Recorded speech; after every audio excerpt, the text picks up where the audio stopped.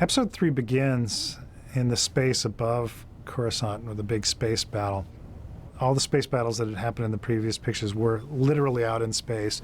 And what we were saying here was that this battle was still in the upper atmosphere. We weren't quite into space yet. And that gave us a license to do atmospherics. We could do smoke trails and flame. We could have hanging smoke and debris from damaged ships. And we could have drag on missiles. It's just a bit of a different look from how space battles had been treated previously. Come on, R2, fight him off. Get him off this jet. Fighter thing. One thing I thought was amusing about the Jedi Starfighter set that we had was that for the angles where we're looking at our characters front on, we shot through the front window of it. And when we were first setting those up, George didn't like the knees of the characters being right in front of the lens. And that was really the best access point, was through that front window. So we had the actors drop their knees down, but once you drop your knees down, your legs aren't bent anymore, and the only place for your feet to go is outside the front windows.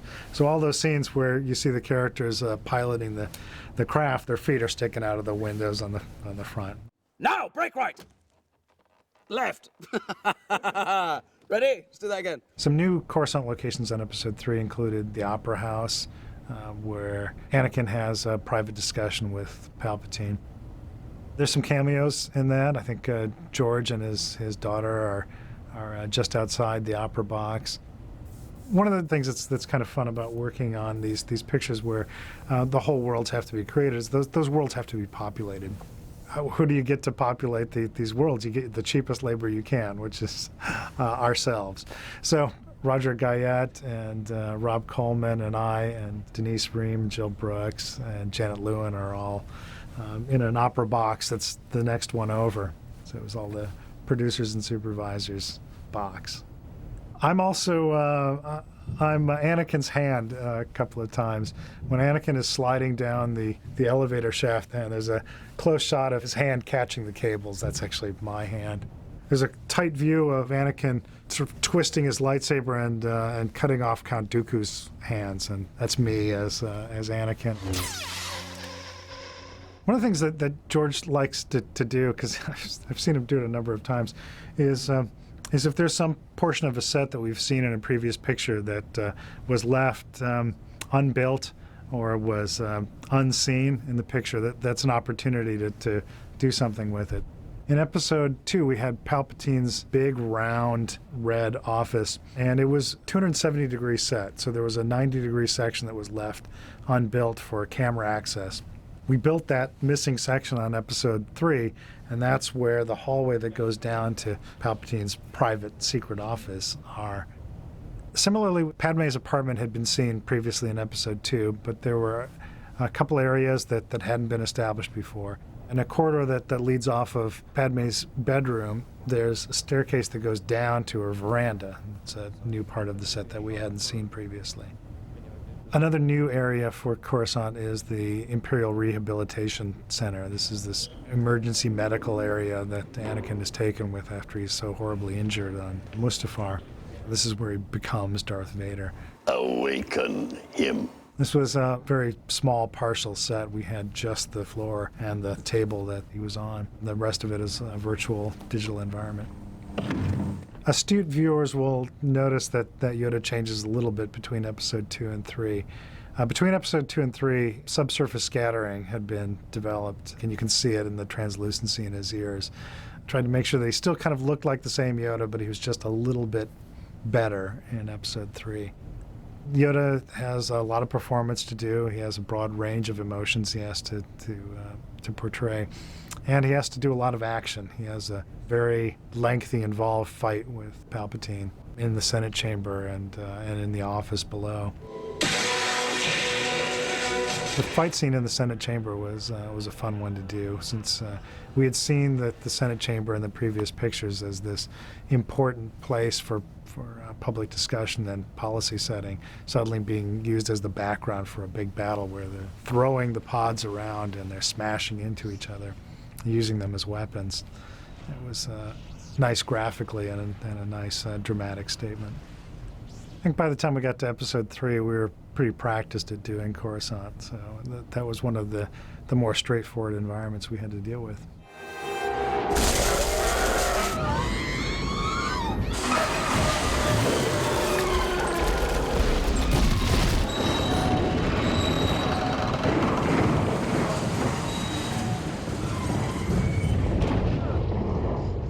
Another happy landing.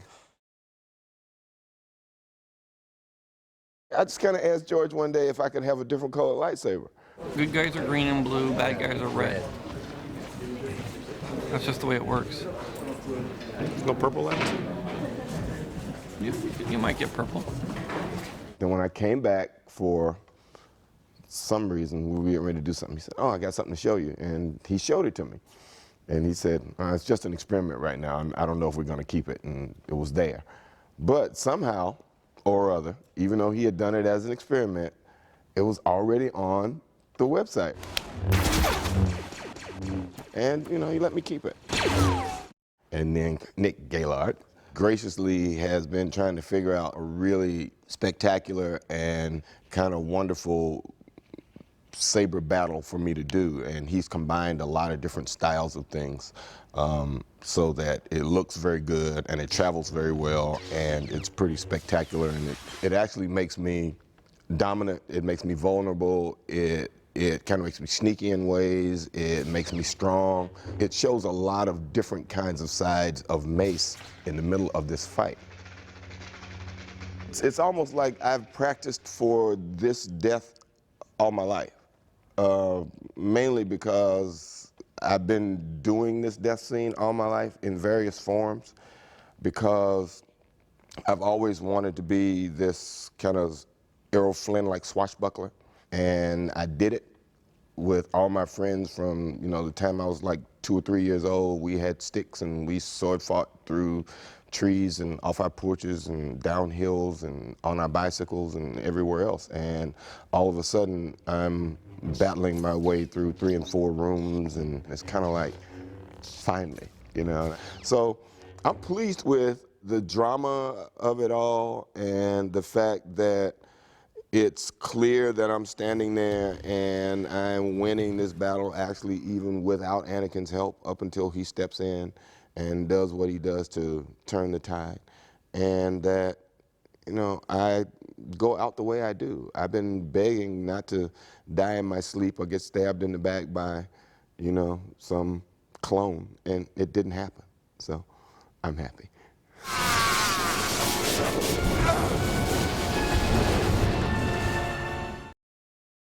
In episode 3, Utapau's location of General Grievous's command base.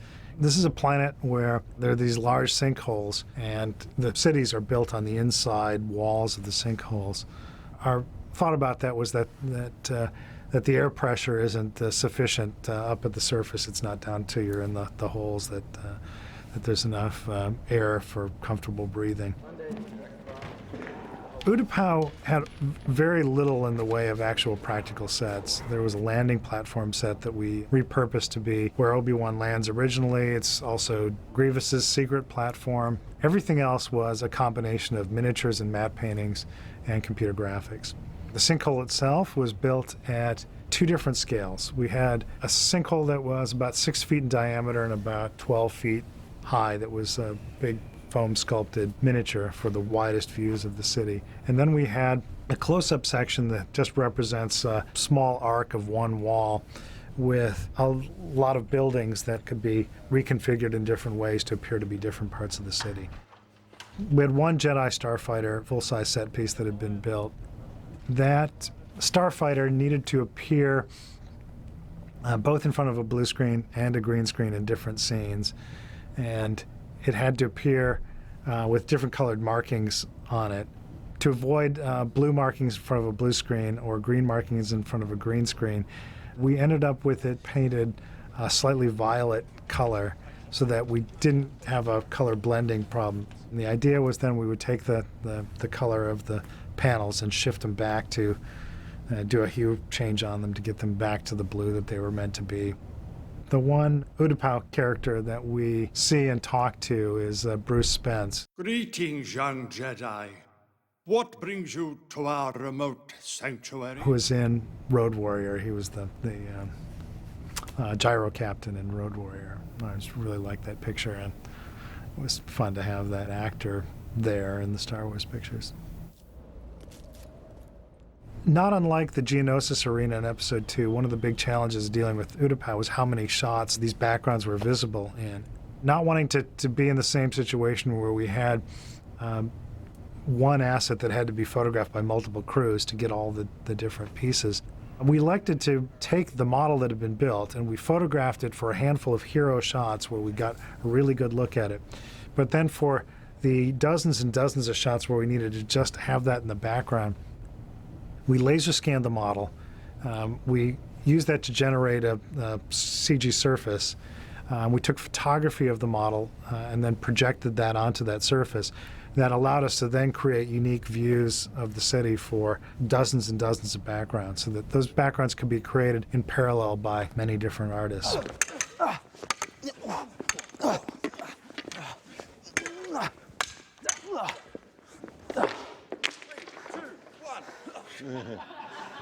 General Grievous's command center on Utapau is the central ball of one of the big Nemoidian battleships. It's called Level 10. There's a huge fight in here between Grievous and it's a big fight. And then Grievous takes off. Grievous gets on this big wheel motorcycle. Obi-Wan pursues him on the Boga lizard. Having a human being riding a CG creature is a challenging thing. Not so much for the close shots, because in the close shots you can be entirely on the live action. You don't see the split. You might just see a tail moving in the background or a head in the foreground. But where they're not connected, those shots are easier to deal with. And then the very wide shots, it's a computer-generated figure on a computer-generated character, so those are fairly easy to deal with. It's the mid-ground shots where we were close enough that we needed to shoot Ewan to be the character, but it had to go on the computer-generated lizard. And really getting the motion to match between the two, that's really the hard part. A successful strategy on the previous pictures had been that the elements that really needed to be in contact, where his legs actually are on the saddle, those would be computer generated. So for the most part, Obi-Wan's actually split at the waist on a lot of those shots.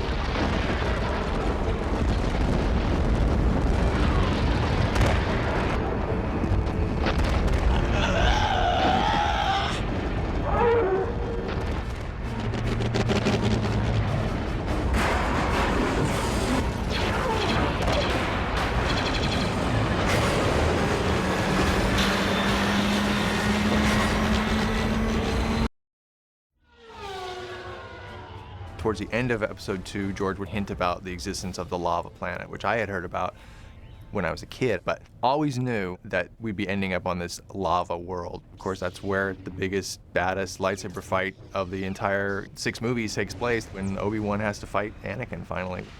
The savagery and crazed, extravagance of the environment kind of equals the storytelling about what's going on at that point. It's over, Anakin! I have the high ground!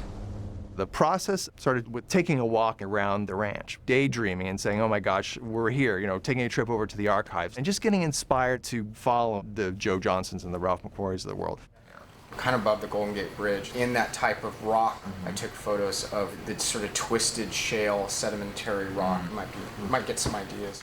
The Mustafar stuff was approached the same way we approached all the stuff on Star Wars, where we would read a little bit of the script before George actually came up and talked to us about it. We'd have a bunch of ideas kind of floating around our head, and he liked to just let us kind of go for it a little bit. So he would say something very obscure and very minimal, like lava planet. What does the planet do? I figured out what Mustafar is. That's the jumping up point. Okay, is this a technological lava planet and they're controlling the lava, or is it a complete wild, primordial kind of a place? And ultimately ended up being kind of a blend of those two things, but we explored each kind of extreme.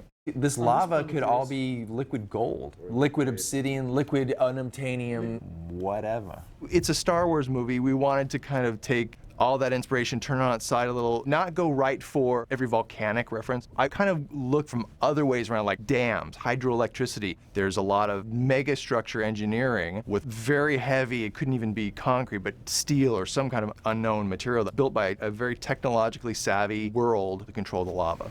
It's built on a volcano, and they're using the energy of the volcano or the minerals of the volcano or something like that to do whatever they're doing there. Early on, we were specifically told by George, do not filter anything because you think it'd be too hard to do. We were really told flat out to press up against what was technologically achievable. That's starting to look good. This is good.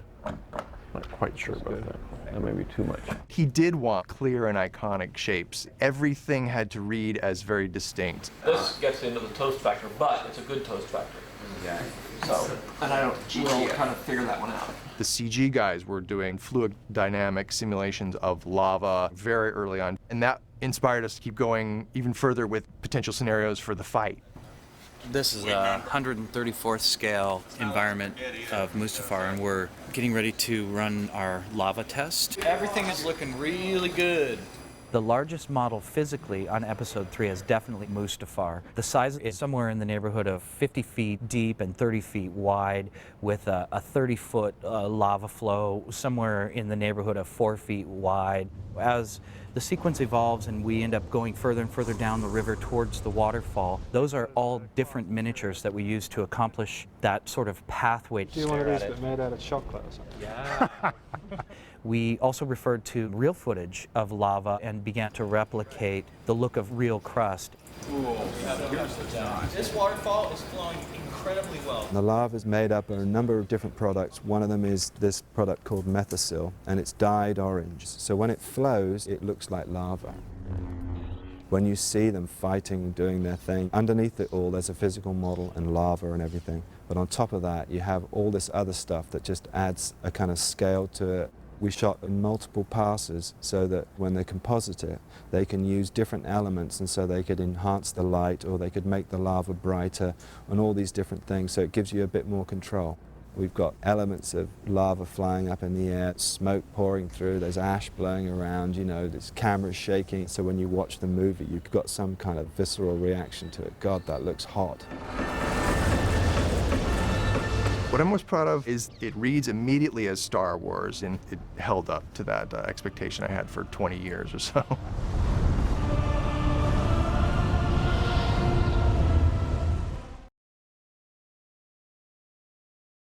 I am becoming more powerful than any Jedi has ever dreamed of, and I'm doing it for you. Hayden's character is obviously the one that's really going through the change, and mine is much more just reactive to that.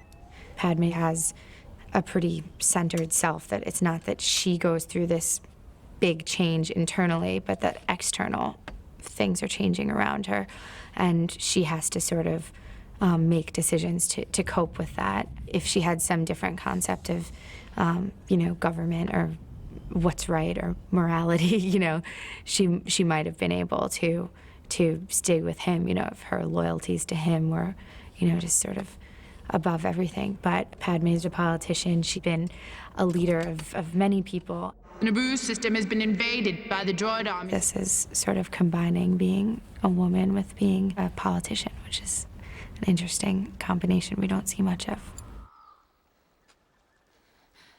I think the role is really sort of what the true meaning of feminism in my sort of interpretation of it.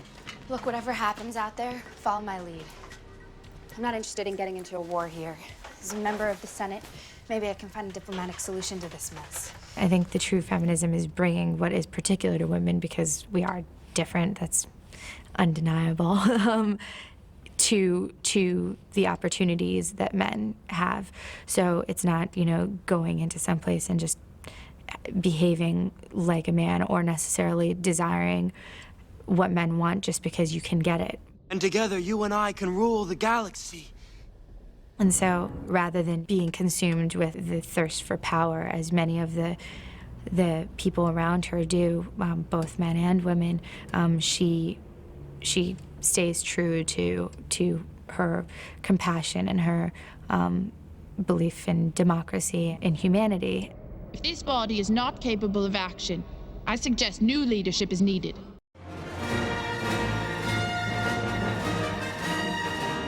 The opening crawl says it, you know, war. We had known all through working on episode 2 that episode 3 was going to be about the Clone Wars. It's going to be a war movie. The first week starting episode 3 was George wanted to see 10 planets for the war to be happening on. That's all he said, is like, the war is happening, give me 10 planets. And following George's rules, they have to be completely distinct from one another within distinct architectural style, distinct color scheme, distinctly different places. So Kashyyyk was great to have a crack at. We immediately went back and watched the Star Wars Christmas special, which features Kashyyyk heavily, and we actually were inspired by a lot of the stuff that Ralph McQuarrie had done for that. A lot of that served as a direct inspiration actually for the way we took Kashyyyk. Originally, Kashyyyk was basically Bora Bora with giant 1,000-foot tall cantilevered trees. I mean, very colorful, very bright, vivid, the way the South Pacific is. Towards the end, George took that color out to kind of sell the wartime kind of somber aspect of it, but we always saw it as it's very Polynesian, very, you know, very beautiful place. The Kashyyyk environment has involved a miniature beach set, which was, I think it was 8th scale, so it's kind of G.I. Joe size. And then we also had the tree, which was done at a different scale, but the tree, which is where all the Wookiees hang out and do their thing. And that was a big model. It was about 12 feet high as a physical model, and it had some detachable branches and stuff so that we could reorganize it. So we could use one tree and shoot it multiple times and reorientate it so it appeared like there were more than one tree. So when you see the movie, you'll see sometimes 4 or 5 trees on the beach or something. Most of the time it's actually one tree that's just been sort of reorganized. It's a very different environment, and the great thing about Star Wars is you travel to all these other worlds and places, and when you see Kashyyyk, it's got a certain tone to it, and with these giant trees and the water and the lagoon and the mountains and everything, and then all of a sudden this battle breaks out, so it's kind of a Saving Private Ryan of Wookiee land, you know. The other Clone War worlds we had, there was Utapau, of course, and then there were other kind of. What ended up as Megiddo started out as an illustration of a glowing lightsaber Jedi hiding behind the hulk of a machine with a giant looming battle droid behind. I kept wanting to get grit and atmosphere, inspired by all the great war movies that we have, and there's certain colors and certain feels of different kind of war. So Megiddo actually started out as kind of a Europe Battle of the Bulge kind of a thing, in that it's snowing, ashes falling, that kind of a thing. It ended up being set on the Crystal Planet, but that same basic giant battle droids looming in ash versus these Jedi, that carries through till the end. Felucia was another thing. Vietnam, obviously. Beautiful jungle, right? The most beautiful rainforest is where this horrible apocalypse is taking place on. So Felucia started out with just one image of completely alien plants, kind of gummy bear material, but translucent, very kind of amphibian or fungal with a giant scale. We have what started out as Bridge World, which is what we always call it, which was originally Saleucami and then got renamed as Cato Nemoidia, which you see for a very brief second. We were going to go back in and see where the Nemoidians kind of lived in these opulent, literally gold-walled and velvet red floored, you know, very kind of takeoff on a 15th century French, very extravagant architecture. And so we designed Cato Nemoidia to reflect their kind of complete greed and you know, even they had walking around butler bots bringing wine to them and stuff like that, but everything's gold encrusted and stuff. George worked very closely with the animatics guys who would model and texture and light an entire set in a few hours. I would say 8 to 10 other planets that never get shown in the movie and were cut out. We also had Steven Spielberg working on his version of some of these sequences. So Steven wanted to play with not showing the death. For instance, when Aayla Secura is killed on Felucia, we see the camera boom up past these kind of pitcher plants. The camera's obscured by those, but we see the kind of what's going on by the implied explosions going on behind it. He had other ideas for how on Cato Nemoidia, there was an aerial dogfight going on, but it was taking place in between giant columns of smoke where it's really hide and seek, where you're seeing this very visual storytelling about this realization that this really bad thing is happening as the Jedi are being murdered throughout the galaxy all at one time. I didn't know at the time how rapidly that montage was going to go. We took, a year's work and boiled it down into probably under 3 minutes of that montage. And in the end, the Clone War worlds that we came up with for these to happen on had to be, distinct and interesting, but, step out of the way for George to tell his story.